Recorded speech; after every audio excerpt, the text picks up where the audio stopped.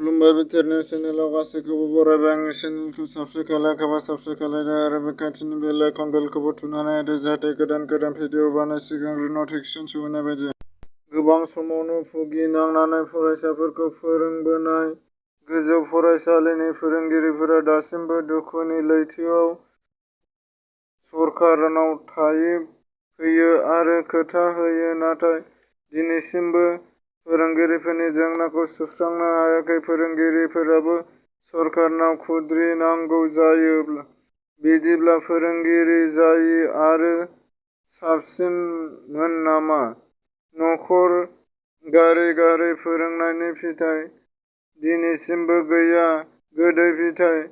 खायसे समाव बैसो जालांनाय दिनैसिमबो गैया। सरकारनि अनसायनाय फोरोंगिरि जानानै इसोरनि सावानो नांनो नामा? राजखान्थिगिरिफोरा फोरोंगिरिफोरखौ लानानै राजखान्थि गेलेयो, सम हगारहरो। राजानि सियाराव जिरायखांबाथाय बावगारोसै फोरोंगिरिनि जेंनाखौ सुस्रांहोनायनि खोथाखौ। 2021 मायथाइनि गेजेराव फरायसालिफोर सरकारि नङि थानाय फोरोंगिरिफोरखौ जेबो थासारि गैयाजासे सरकारि फोरोंगिरि गनायथि होनांगौ। जुदि बे जेंनाखौ सुस्रांहोआबा अहिंसा खान्थिजों गोख्रों आन्दालन खालामगोन होनना बि टि आर नि सरकार आरो आसाम सरकारखौ हुमखि होयो। स्कुटि आरो ट्राक गारिनि जाब्रबथायजों सासे सुबुंनि जिउ खहा आरो सानै हिनजावसानि गोब्राब जोखोम जायो। चिरां जिल्लानि बारग' N D B are the हान्जानि दाखालै गसाइगावनि खैरांगुरि मेलनि सायाव खेंफोरथि होयो। बाक्सा जिल्लायाव नायसनजायै गंसे गुदि फरायसालि दङ आरो बिथांनि फोरोंगिरिनाव सोंनायाव माखासे खोथा बुंनानै होयो। बि जे पि नि जमदुवार ब्लकनि रांगिरि आरो महिला पन्सायतनि बिबानगिरिफोरा बिफेफआव जगदान होफैयो।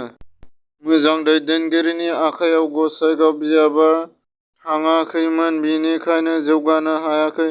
बे बाथ्राखौ बुंदों बि टि आर नि चिफ प्रमद बर'। बिथाङा गारि सालायनो सोलोंनो गोसो जानाय गोसो गुदुं जानाय सुबुंफोरा गोबां सुबिदाजों मैया चिरांनि बेंटलाव गोदानै खुलिबाय इसोरी ड्राइभिं स्कुल।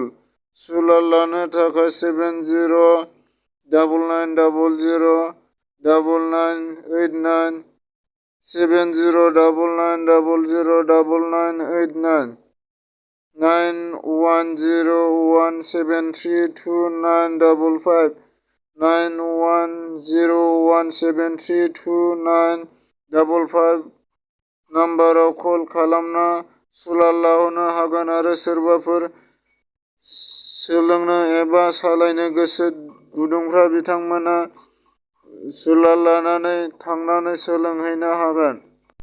राहा गैयै गंसे निखावरि नखरा सरकार आरो रायजो राजाफोरनिफ्राय मदद बिदों। सासे आइजोआ हानि बायदि मैया आइजें आइला दानानै एबा बानायनानै फाननानै नखराव रां आरजिनानै सोलिगासिनो दङ। आं गुबुनफोरबादि गोलाव समनि थाखाय मन्थ्रि एम एल ए जानो फैयाखै। थांनाय 17 बोसोराव बिफेफ सोरखारा गसाइगाव ओनसोलाव मोनसेबो मोजां खामानि मावासै। बे बाथ्राखौ बुंदों बि टि आर नि सि एम प्रमद बर'। बिथाङा मिसि अट'नामास काउन्सिलनि 6 नं सानजारि नोगोर समष्टिनि मददजों 2 दान बोसोर नाङै जोलुर फोरोंथाय बादा दाखालै थुंगेबाय। बाक्सा जिल्लानि बागानपारा माइथिलियाव सासे सिख्लाखौ जिनाहारि खालामनानै सिथारदों। दुखुनांथाव, मुगैथाव, सोंखारिथाव मोनसे जाथाय।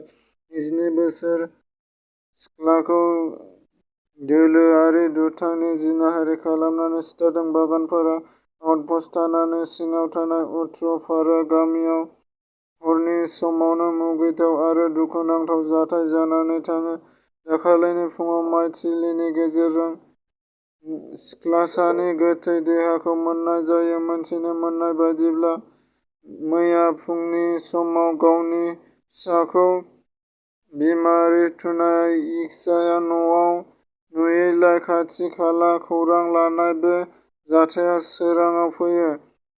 रिमारि खुनाया फोरमायनाय बायदिब्ला, रबिबारनि हराव ओंखाम जानानै उन्दुनायनि उन बिथाङा जेबोखौनो मोनथियाखैमोन। फुंआव उन्दुनाय बिसिनाया फिसाजोखौ नुस'नैलाय नागिरनायाव गावनि माय थिलियाव देहा सिंनि गैयिनि थाखाय नुनो मोनो। जाथायनि सोमोन्दोखौ बरबारि थानायाव खौरां हैनायलाय पुलिसनि जाथायसालियाव थांनानै नायबिजिरो। माइ फोथाराव थैनानै थानाय मोननायलाय बियो दोलोआरि जिनाहारि खालामदों होननानै नखरनि सुबुंफोरा सन्देह खालामदों। जाथायसालियाव पुलिस आरो नायबिजिरग्रा हानजाया गोथै सोलेरखौ बोखांनो लाबोनानै नायबिजिरनो मुसलपुर देहायाव दैथाय हरो। बे जाथायखौ गोख्रों रावजों सोंखारिना आदिबासि फरायसा आफाद दायनिगिरिखौ हमनानै आयेन बायदि साजा होनो पुलिस बिफानखौ दाबि खालामो। थांनाय 22 अक्ट'बराव जानाय चिरां जिल्लानि थाय'खाजरा दालाइसा एबसुनि आरोबाव फिन खौरांगिरिनि मेल खुंदों। 28 नं गसाइगाव बिधान सभा उफ्रा बिसायख'थियाव इउपिपिएल हान्जानि बिजाथि जिरन बसुमतारिया देरहानाया रोखा जाबाय। रायजो-राजाफोरनि गोसोआव बिपिएफ होननानै गैला। प्रमद बर'नि सरकारा गोबां खामानि मावदों। इउपिपिएलआ बे बाराव जोंहा गिनांगौ जेबो गैया बाथ्रा गैला। सामफ्रामबो इउपिपिएलआव फैलाव बिजेपिआव फैलाय मदद होफैगासिनो दं। बिपिएफ हान्जानि मानसिफोरा बे बाथ्राखौ बुंथिदों। इउपिपिएल दोलोनि आफादगिरि मुसिरोंगोरा नार्जारिया। हिमन्त बिश्व शर्माया गावनि फेसबुकनि गेजेरजों आसामाव लकडाउन गैला आरो लकडाउनआ सोलिनाय नंला होननानै गावनि फेसबुकनि गेजेरजों फोरमायथिनानै होदों। बाक्सा जिल्लानि सोनाजुलियाव मैदेर आरो सुबुंफोरनि गेजेराव गिलु-बालु दावहा।